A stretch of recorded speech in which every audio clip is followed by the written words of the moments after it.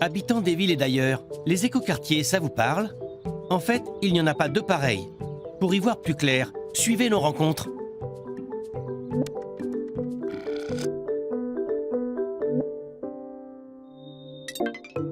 Pour parler des écoquartiers connectés, je reçois aujourd'hui Lyon Confluence de Lyon en France et Eikenaut de Gland en Suisse. Bienvenue.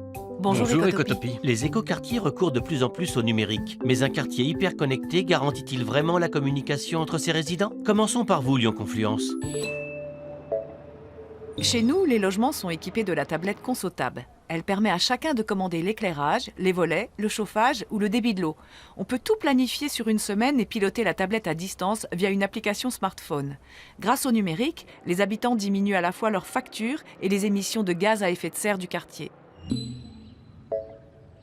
Bien sûr, Lyon Confluence, mais à une toute petite échelle. Nos résidents disposent de tablettes similaires. Elles servent d'interphone, indiquent les horaires des trains, la météo ou encore les infos du quartier. Elles leur permettent surtout de naviguer sur le site de leur association Eikenaut pour discuter entre adhérents et se rendre de menus services. Le numérique, c'est aussi des relations humaines.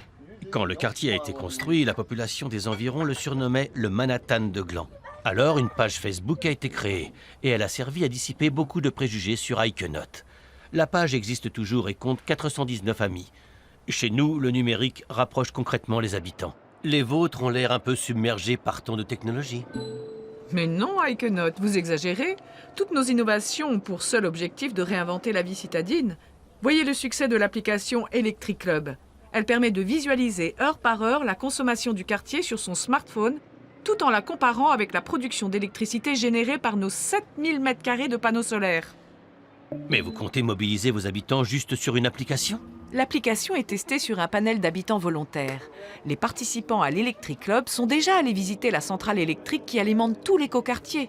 Ils se réunissent tous les mois à la Maison de la Confluence en y partageant un bon moment de convivialité. La dynamique ainsi engagée va servir à les mobiliser sur d'autres questions, comme les transports doux ou l'alimentation locale.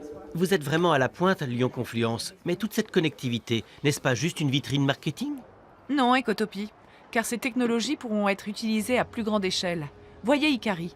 Ces 3 immeubles en réseau produisent plus d'énergie qu'ils n'en consomment. Ils communiquent entre eux pour mieux se répartir les besoins en énergie.